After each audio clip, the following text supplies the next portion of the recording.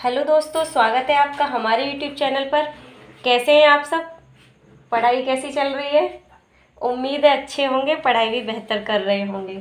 और अगर नहीं भी कर रहे हैं तो शुरू कर दीजिए, क्योंकि एक साथ पढ़ना पॉसिबल नहीं है। नोटिफिकेशन आएगा तब एक साथ पढ़ लेंगे, ऐसा तो नहीं है। तो आप थोड़ा थोड़ा पढ़ते रहिए। चलिए तो शुरू करते हैं। आज हम प्रैक्टिस सेट लेके आए हैं। उससे पहले अगर चैनल पर नए हैं तो चैनल को सब्सक्राइब करें, वीडियो को लाइक करें, शेयर करें। चलिए तो फिर चलते हैं प्रैक्टिस सेट की तरफ। देखिए पहला क्वेश्चन है आपका। गिरोह अवस्था। एक मिनट। चलिए, गिरोह अवस्था किस आयु वर्ग से संबंधित है? गिरोह अवस्था किस आयु वर्ग से संबंधित है? पहला ऑप्शन है 16 से 19 वर्ष एवं नैतिकता। दूसरा ऑप्शन है 3 से 6 वर्ष एवं भाषा। तीसरा ऑप्शन है 8 से 10 वर्ष एवं समाजीकरण। और चौथा ऑप्शन है 16 से 19 वर्ष एवं संज्ञानात्मक। तो आपको बताना है गिरोह अवस्था किस आयु वर्ग से संबंधित है। जैसा कि हमने आपको क्लास में पढ़ाया था गिरोह अवस्था के बारे में। कौन सी अवस्था को कहते थे गिरोह अवस्था? तो गिरोह अवस्था हम बाल्यावस्था को कहते थे। बाल्यावस्था को हम गिरोह अवस्था कहते थे। इस बाल्यावस्था में बच्चा किसी न किसी समूह का अस्थाई सदस्य बनता है। ये बात ध्यान रखना, अस्थाई सदस्य बनता है। ये मैंने आपको क्लास में पढ़ाया है, देख लीजिए। आपने क्लास देख लीजिए जिसने नहीं देखी है। तो गिरोह अवस्था हम बाल्यावस्था को कहते हैं और इस अवस्था में बालक किसी न किसी समूह का अस्थाई सदस्य बनता है। क्लियर है? तो देखिए, जब हमसे गिरोह अवस्था पूछी है, बाल्यावस्था को कहते हैं। बाल्यावस्था की अवधि हमने बताई थी, कितनी होती है अवधि? बाल्यावस्था की अवधि होती है 6 से 12 वर्ष।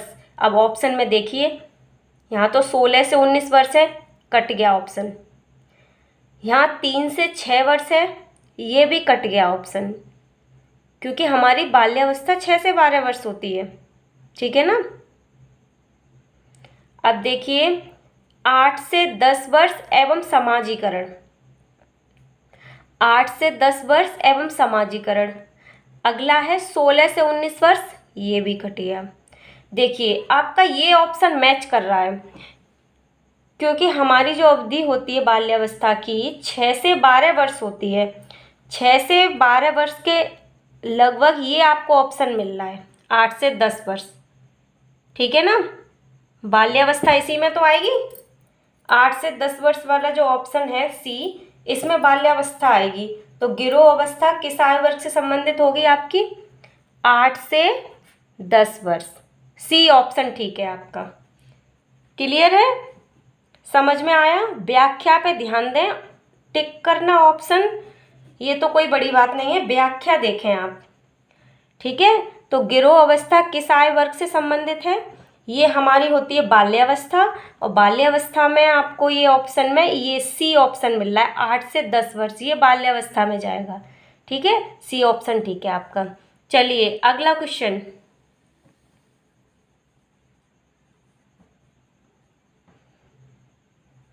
अगला क्वेश्चन देखिए, पियाजे के अनुसार संज्ञानात्मक विकास की तृतीय अवस्था निम्न में से कौन सा है?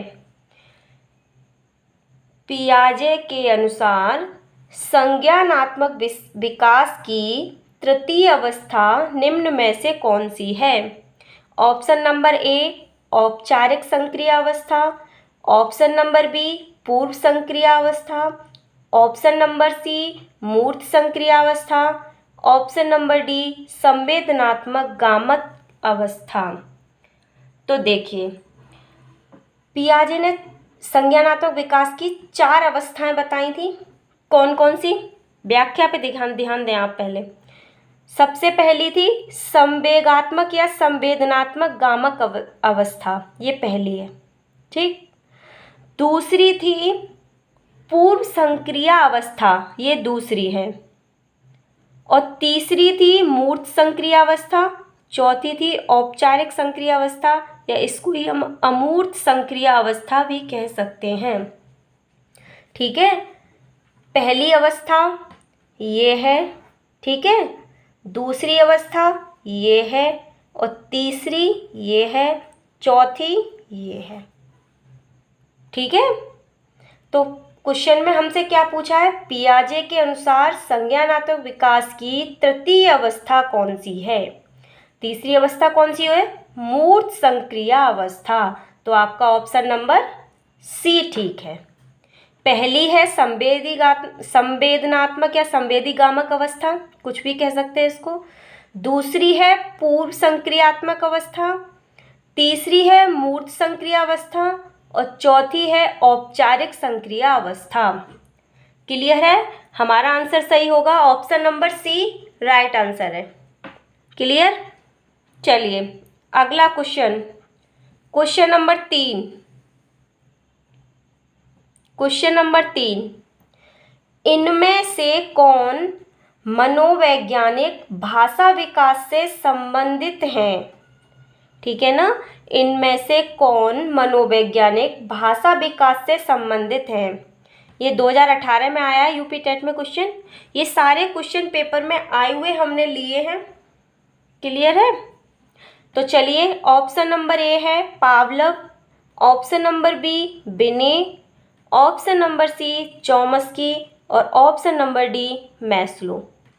बताइए कौन है भाषा विकास से संबंधित, कौन है। तो भाषा विकास किसने दिया है आपका, चॉम्स्की ने। किसने दिया है, चॉम्स्की। आपका सी ऑप्शन करेक्ट आंसर है। क्लियर,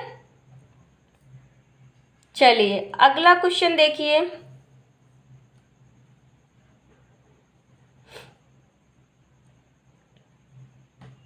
अगला क्वेश्चन है आपका, अगला क्वेश्चन है क्रिया प्रसूत अनुबंधन का दूसरा नाम है। क्या नाम है दूसरा, क्रिया प्रसूत अनुबंधन का दूसरा नाम क्या है। ऑप्शन नंबर 1 समीपस्थ अनुबंधन, ऑप्शन नंबर बी नैमित्तिक अनुबंधन, ऑप्शन नंबर सी प्राचीन अनुबंधन, ऑप्शन नंबर डी चिन्ह अनुबंधन। तो बताइए क्रिया प्रसूत अनुबंधन का दूसरा नाम क्या है। आपका ऑप्शन नंबर बी ठीक है, नैमित्तिक अनुबंधन। ये आप इस पे ज़रूर फोकस करिए। जो दूसरे नाम होते हैं ना क्रिया प्रसूत अनुबंधन का, पावलव के सिद्धांत, इनके जो नाम हैं आप सारे नाम अच्छे से तैयार करें। कभी क्या होता है कि जो पूछ लिया जाता है नैमित्तिक सिद्धांत, अनुबंधन सिद्धांत, ऐसे करके पूछ लिया जाता है, तो आप इन नाम पर विशेष ध्यान रखें। कौन सा ऑप्शन ठीक है आपका, दूसरा ऑप्शन बी नैमित्तिक अनुबंधन। क्लियर, चलिए अगला क्वेश्चन,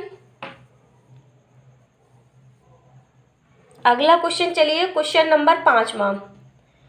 अंतर्मुखी व्यक्तित्व एवं बहिर्मुखी व्यक्तित्व का वर्गीकरण किसने किया है। अंतर्मुखी व्यक्तित्व एवं बहिर्मुखी व्यक्तित्व का वर्गीकरण किसने किया है। ये 2017 का क्वेश्चन है। तो ऑप्शन नंबर 1 है आपका Freud, option number B Jung या इन्हें जुंग भी कहते हैं, ऑप्शन नंबर सी मन, ऑप्शन नंबर डी आलपोर्ट। कौन सा ऑप्शन आपका ठीक है। तो देखिए हमने आपको बताया था जब पढ़ा रहे थे हम क्लास में, अंतर्मुखी व्यक्तित्व और बहिर्मुखी व्यक्तित्व, और इसमें एक और आता है उभयमुखी व्यक्तित्व। ये वर्गीकरण किसने करा है, तो जुंग ने, या युंग कह सकते हैं, जुंग कह सकते हैं। ठीक है, तो आपका कौन सा आंसर ठीक है, ऑप्शन नंबर बी। ठीक है, अंतर्मुखी कौन होता है, अंतर्मुखी व्यक्तित्व शिशु शैशवावस्था में होता है। मैंने आपको पढ़ाया था, शैशवावस्था पढ़ाया था तब, कि जो शिशु होता है शैशवावस्था में उसका व्यक्तित्व अंतर्मुखी होता है। कैसा होता है, अंतर्मुखी होता है, हमने आपको बताया था।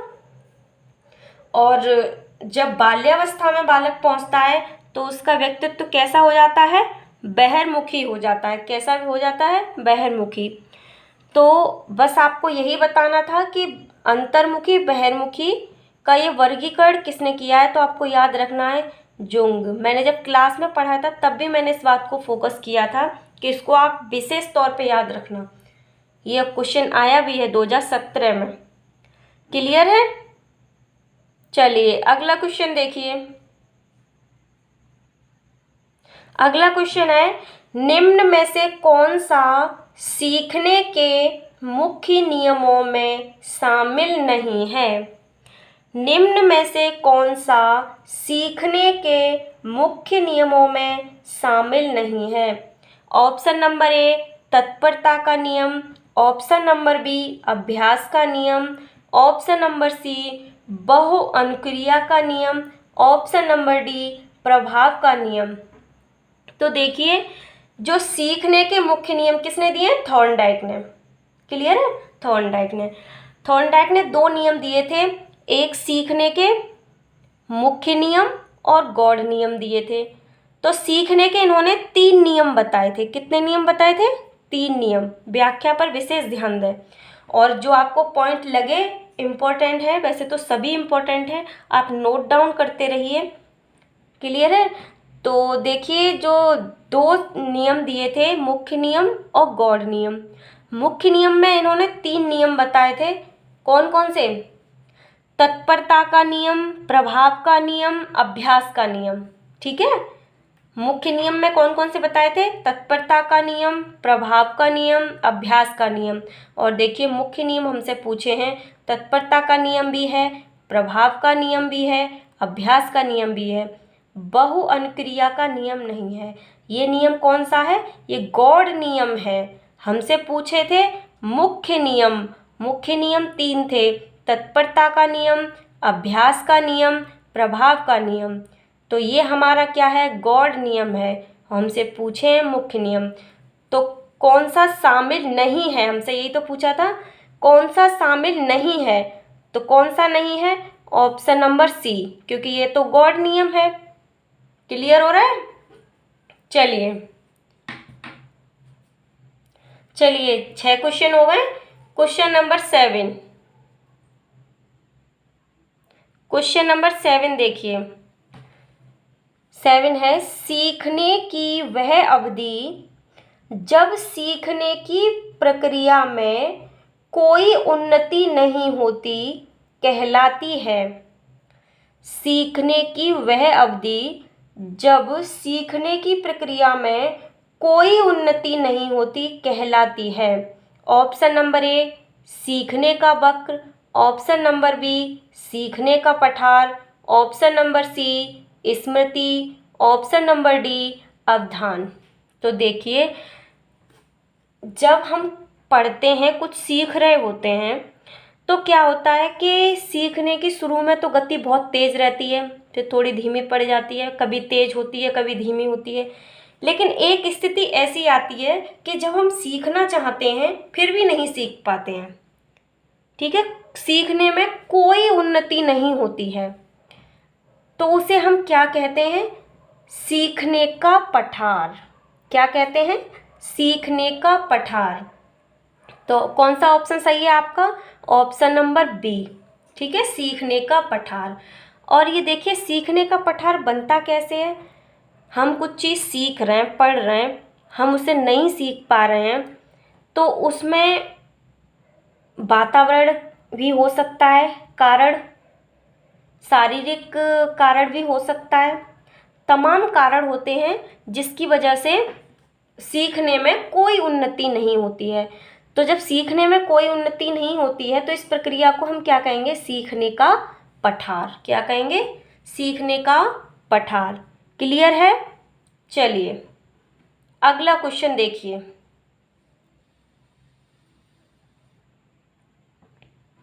अगला क्वेश्चन देखिए, क्वेश्चन नंबर 8। विद्रोह की भावना की प्रवृत्ति निम्न में से किस अवस्था से संबंधित है? विद्रोह की भावना की प्रवृत्ति निम्न में से किस अवस्था से संबंधित है?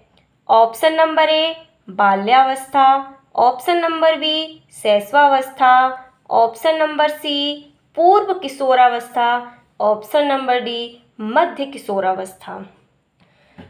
तो मैंने आपको क्लास में पढ़ाया था, शैशवावस्था, बाल्यावस्था और किशोरावस्था पढ़ाया था।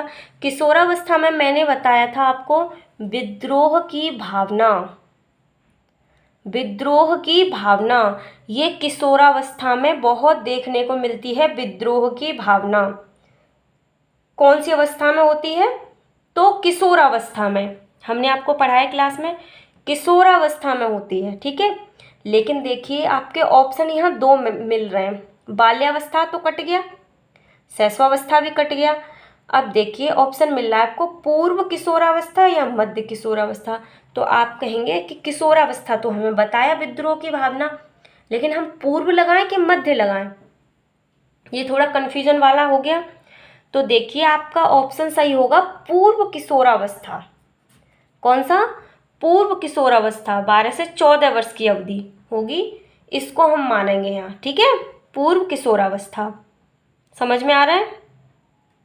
चलिए अगला question, question number 9। Question number 9 देखिए, बुद्धि लब्धि निकालने का सूत्र है।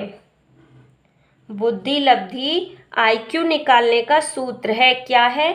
ऑप्शन नंबर ए मानसिक आयु इंटू वास्तविक आयु, ऑप्शन नंबर बी वास्तविक आयु अपॉन मानसिक आयु, ऑप्शन नंबर सी मानसिक आयु अपॉन वास्तविक आयु इंटू 100 और ऑप्शन नंबर डी इनमें से कोई नहीं। बुद्धि लब्धि निकालने का सूत्र कौन सा है? तो मानसिक आयु बटे वास्तविक आयु into 100, option number C. Option number C आपका ठीक है ना। चलिए अगला question, question number 10। Question number 10 देखिए,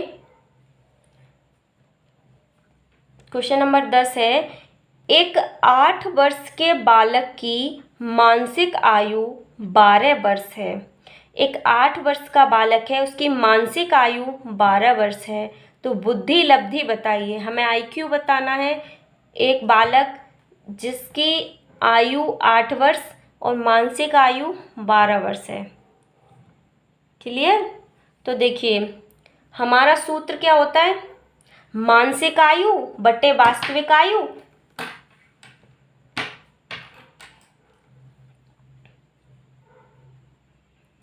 हमारा सूत्र क्या होता है? मानसिक आयु बटे वास्तविक आयु इंटू 100। तो देखिए यहाँ करके देख लीजिए, देखिए मानसिक आयु कितनी है? 12 वर्ष बटे वास्तविक आयु कितनी है? 8 वर्ष इंटू 100। काटिए,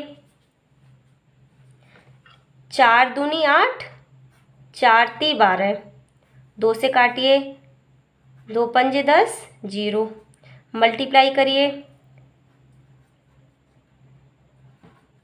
150, ठीक है। ये आपका क्या आ गया? IQ। ये हमारा बुद्धि लब्धि निकल के आ गई। जब 8 वर्ष का बालक है, उसकी मानसिक आयु 12 वर्ष है, ठीक है। तो ऑप्शन नंबर हमारा बी, ऑप्शन नंबर बी हमारा ठीक है। क्लियर हो रहा है? चलिए अगला क्वेश्चन देखिए, अगला क्वेश्चन देखिए, इनमें से किनका नाम सुजनन शास्त्र के पिता से जोड़ा हुआ है? या फिर सुजनन शास्त्र के जनक कौन है, या फिर सुजनन शास्त्र के पिता कौन है, ये आपसे क्वेश्चन पूछा जा रहा है।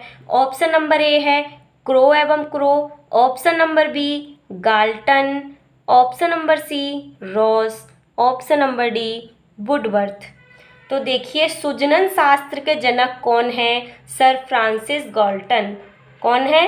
गाल्टन, फ्रांसिस गाल्टन, ठीक है। ऑप्शन नंबर बी आपका करेक्ट है। क्लियर हो रहा है सबको? ऑप्शन नंबर बी यहाँ करेक्ट है। फ्रांसिस गाल्टन सुजनन शास्त्र के जनक कहे जाते हैं। ठीक, चलिए 11 क्वेश्चन हो गए हैं। चलिए 12वां क्वेश्चन। चलिए क्वेश्चन नंबर 12, बुद्ध के द्विकारक सिद्धांत का प्रतिपादन किसने किया? Option number A Thorndike, option number B Spearman, option number C Vernon, option number D Stern. तो बुद्ध के द्विकारक सिद्धांत की बात की है, तो बुद्ध के द्विकारक सिद्धांत का प्रतिपादन किया था स्पीयरमैन ने। किसने किया था? स्पीयरमैन ने बुद्ध के द्विकारक और बुद्ध के त्रिकारक सिद्धांत दोनों का ही प्रतिपादन किसने किया है? स्पीयरमैन ने किया है। क्लियर है? चलिए अगला क्वेश्चन देखते हैं। अगला क्वेश्चन है, गोलमैन निम्न में से किससे संबंधित हैं? डैनियल गोलमैन निम्न में से किससे संबंधित हैं? ऑप्शन नंबर ए सामाजिक बुद्धि, ऑप्शन नंबर बी संवेगात्मक बुद्धि, ऑप्शन नंबर डी अध्यात्मक बुद्धि, ऑप्शन नंबर डी सामान्य बुद्धि। तो आपको बताना है कि जो गोलमैन है किससे संबंधित हैं। तो गोलमैन संवेगात्मक बुद्धि से संबंधित हैं। किससे संबंधित हैं? संवेगात्मक बुद्धि से संबंधित हैं। चलिए अगला क्वेश्चन देखिए। अगला है, बुद्ध के तरल क्रिस्टलीय प्रतिमान के प्रतिपादक कौन थे? या तरल बुद्धि कह लें या फिर कहें बुद्ध के तरल क्रिस्टलीय प्रतिमान के प्रतिपादक कौन थे? Option number A Cattell, option number B Thorndike,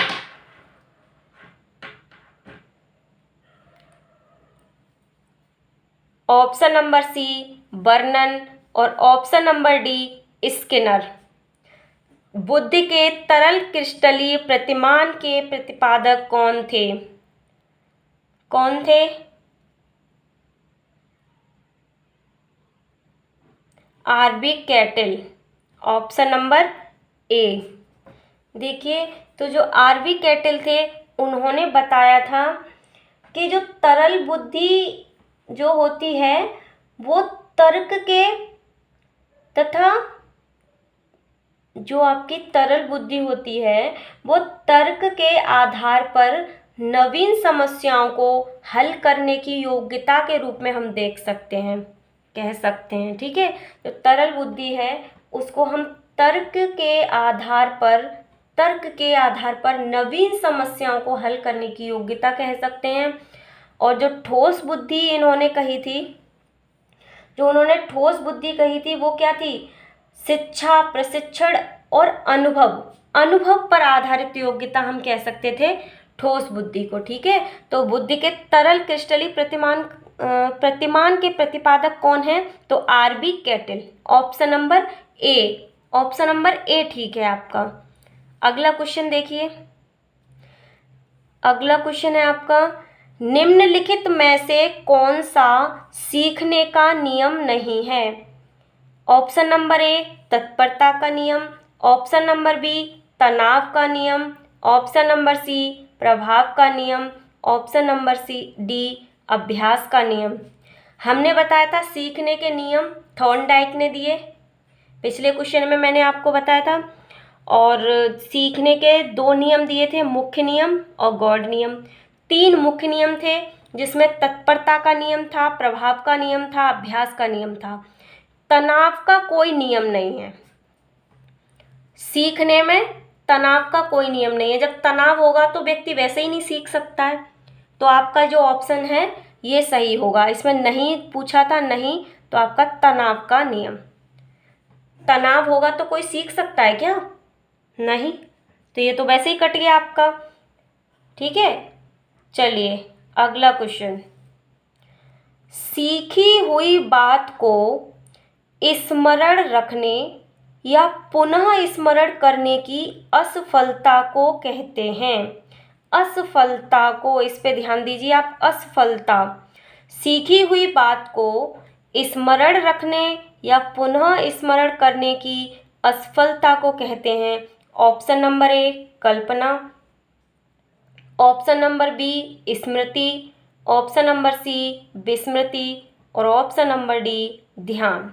बताइए अब क्या होगा, थोड़ा सा गौर कीजिए। जब असफलता की बात करी है हमने कि पुनः सीखी हुई बात को स्मरण रखने, स्मरण मतलब याद, स्मरण रखने या पुनः स्मरण करने की असफलता, असफलता पूछिए तो स्मृति तो हो ही नहीं सकता, ध्यान भी नहीं हो सकता, कल्पना भी नहीं हो सकता। आपका ऑप्शन नंबर सी विस्मृति ठीक है। जब हम स्मरण करने में असफल है तभी तो विस्मृति हो रही है। ठीक है, क्लियर हो रहा है? ऑप्शन नंबर सी आपका करेक्ट आंसर है। चलिए अगला क्वेश्चन है, विस्मृति कम करने के उपाय हैं। विस्मृति को कैसे कम कर सकते हैं हम? तो विस्मृति किसे कहते थे? तो आपका ये ऊपर वाला क्वेश्चन था, सीखी हुई बात को स्मरण रखने या पुनः स्मरण करने की असफलता को हम विस्मृति कह रहे थे। अब अगला क्वेश्चन आपका है, विस्मृति कम करने के उपाय हैं। ऑप्शन नंबर ए सीखने में कमी, ऑप्शन नंबर बी सीखने की त्रुटिपूर्ण विधि और ऑप्शन नंबर सी पाठ की पुनरावृत्ति, ऑप्शन नंबर डी स्मरण रखने में कम ध्यान देना। तो देखिए विस्मृति को कम करने के उपाय पूछें कि हम इसको कम कैसे कर सकते हैं। तो सीखने में कमी करके हम विस्मृति को कम कर सकते हैं? नहीं। जब हम सीखेंगे नहीं तो कैसे विस्मृति को कम करेंगे? तो ये ऑप्शन तो वैसे ही कट गया।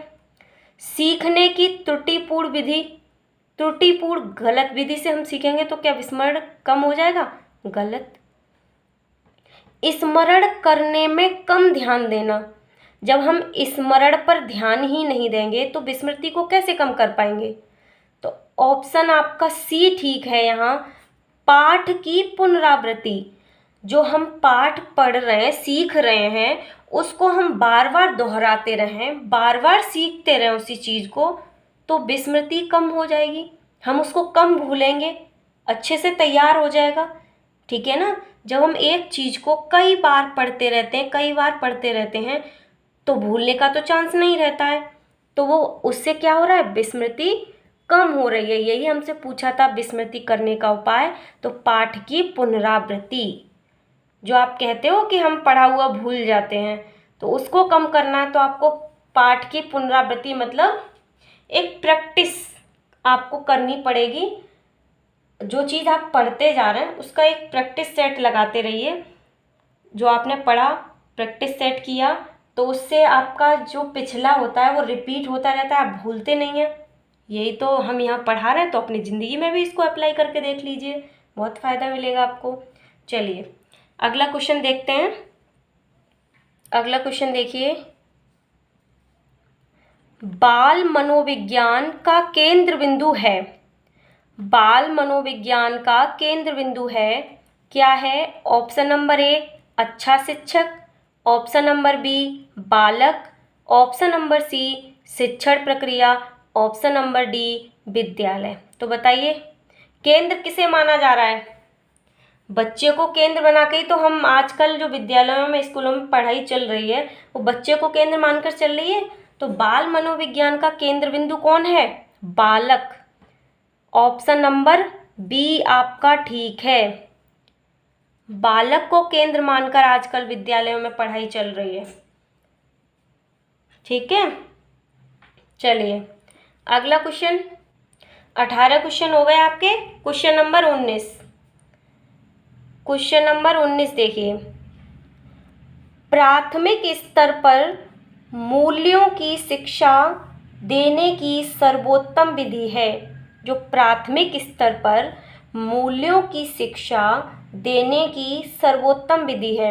ऑप्शन नंबर ए मूल्यों के महत्व को बताना, मूल्यों के पालन न करने पर दंडित करना, या अध्यापक के व्यवहार में मूल्य स्थापन, या उपरोक्त सभी।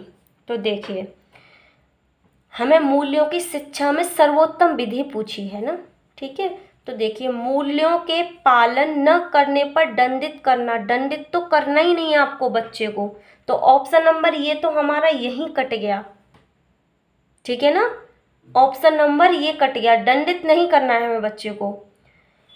अब जब एक कट गया तो उपरोक्त सभी तो हो ही नहीं सकते, क्योंकि ये नहीं है। अब रहे हमारे दो ऑप्शन पे हमारी एक लड़ाई बची हुई है। तो देखिए, मूल्यों के महत्व को बताना, हम बच्चों को मूल्यों के महत्व बताएं, या फिर अध्यापक के व्यवहार में मूल्य स्थापन। तो सबसे सही आपको कौन सा लग रहा है? केवल हम बच्चों को मूल्यों के महत्व बता दें उससे कुछ हो जाएगा? नहीं, अध्यापक के व्यवहार में मूल्य स्थापन करेंगे तभी तो बच्चे सीखेंगे। तो आपका एकदम सर्वोत्तम विधि जो होगी आपकी, ऑप्शन नंबर सी, अध्यापक के व्यवहार में मूल्य स्थापन। क्लियर हो रहा है? चलिए अगला क्वेश्चन है क्वेश्चन नंबर 20। क्वेश्चन नंबर 20, आत्म केंद्रित व्यक्ति होता है। ऑप्शन नंबर ए अंतर्मुखी, ऑप्शन नंबर बी बहिर्मुखी, ऑप्शन नंबर सी उभयमुखी, ऑप्शन नंबर डी सामाजिक निर्भर। तो देखिए, आत्म केंद्रित व्यक्ति होता है कैसा? कैसा होता है? अंतर्मुखी। आत्म केंद्रित अंतर्मुखी। जो अंतर्मुखी व्यक्ति होगा उसकी मुख्य विशेषता होगी कि वो आत्म केंद्रित होगा। कैसा होगा? आत्म केंद्रित होगा। ठीक है, जो ऐसे व्यक्ति होते हैं वो समाज में बहुत मुश्किल से ही समायोजन कर पाते हैं, जो अंतर्मुखी होते हैं। ठीक है ना, इनका व्यवहार अंतर्मुखी होता है। अब देखिए, हमने आपको बताया था, पिछले क्वेश्चन भी आया था, अंतर्मुखी बहिर्मुखी उभयमुखी का कॉन्सेप्ट किसने दिया है? तो जुंग ने। पहले क्वेश्चन आ चुका है, कनेक्ट करके पढ़ते रहिए तो आप भूलोगे नहीं। ठीक है ना। चलिए अगला question, question number 21। Question number 21 देखिए, कक्षा 4 का एक बच्चा सदैव चिंतित और कुंठित रहता है। कक्षा 4 का एक बच्चा सदैव चिंतित और कुंठित रहता है। आप क्या करेंगे? उसके अभिभावक से शिकायत करेंगे, या मनोचिकित्सक के पास लेकर जाएंगे, या फिर स्वयं परामर्शदाता की भूमिका निर्वाह करेंगे, या फिर उसे उसके भाग्य पर छोड़ देंगे? क्या करेंगे आप बताइए? एक कक्षा 4 का बच्चा है, वो चिंतित रह रहा है, कुंठित रह रहा है, तो आप क्या करेंगे? उसके अभिभावक से शिकायत करेंगे? कोई फायदा नहीं होगा अभिभावक से शिकायत करने का। या फिर उसे मनोचिकित्सक के पास ले जाएंगे? नो, बच्चा आपके यहाँ पढ़ रहा है क्लास में, क्या करेंगे? उसे उसके भाग्य पर छोड़ देंगे कि तेरे तो भाग्य में यही है? नहीं ना, हम ये कर सकते हैं। हम क्या करेंगे? स्वयं परामर्शदाता की भूमिका निर्वाह करेंगे। ऑप्शन नंबर सी आपका ठीक है। अब देखिए, हम क्या करेंगे? बच्चों से बातचीत करेंगे, उसके बारे में जानेंगे, कारण का पता लगाएंगे, फिर हम उसका उपचार करेंगे। ठीक है ना। तो हम क्या करेंगे? स्वयं परामर्शदाता की भूमिका निर्वाह करेंगे। मनोचिकित्सक के पास नहीं लेके जाएंगे, न उसके घर वालों से शिकायत करेंगे। ठीक है ना। ऑप्शन नंबर सी आपका करेक्ट आंसर है। चलिए अगला क्वेश्चन है, विकास की किस अवस्था में बुद्धि का अधिकतम विकास होता है?